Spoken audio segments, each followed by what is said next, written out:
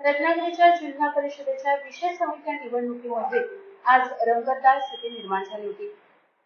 विषय समिती सदस्य निवडणुकीत विरोधी सदस्यांनी काही समित्यांमध्ये अर्ज दाखल केल्यामुळे ही निवडणूक बिनविरोध होणार, निवडणूक रंगतदार होणार अशीच काहीशी स्थिती निर्माण झाली होती।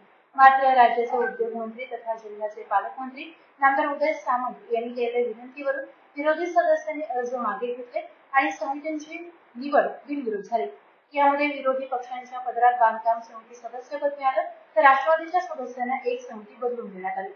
जिल्हा परिषदेच्या विषय समित्यांच्या सभापतींची निवड प्रक्रिया नुकतीच पार पडली। त्यानंतर मंगळवारी समितीच्या सदस्यपदांची निवड प्रक्रिया आयोजित करण्यात आली होती। जिल्हा परिषद अध्यक्ष अस्मिता केंद्रे यांच्या अध्यक्षतेखाली सभा आयोजित करण्यात आली। यावेळेला उपाध्यक्ष विलास साळके आणि सर्व सभापती उपस्थित होते। स्थायी समिती, जल व्यवस्थापन समिती, वित्त समिती, शिक्षण समिती, बांधकाम समिती, आरोग्य समिती, कृषी समिती, पशुसंवर्धन, समाज कल्याण, महिला आणि बाल कल्याण समिती सदस्यपदासाठी निवड प्रक्रिया पार पडली। दुपारी 1 वाजता या प्रक्रियेला सुरुवात झाली।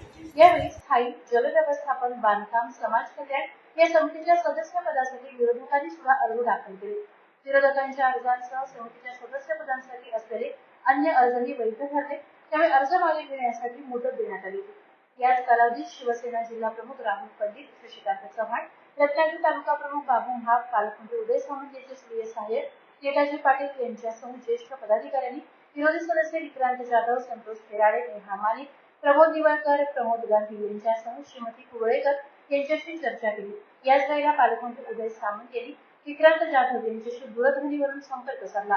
त्यामुळे जाधव यांनी ज्येष्ठ नेते सामंत यांच्या आवाहनाला प्रतिसाद देत उमेदवारी अर्ज मागे घेण्याचा निर्णय घेतला। सुरुवातीला विरोधी पक्षाचे सदस्य स्थायी समितीसाठी हटून बसले होते, मात्र त्यानंतर बांधकाम समिती देण्याचा निर्णय सत्ताधाऱ्यांनी घेतल्यानंतर समिती सदस्यांनी भरलेले अर्ज मागे घेतले। ठाकरे गटाच्या प्रमोद निवळकर यांना बांधकाम आणि कृषी समितीवर सदस्य म्हणून नेमण्यात आले।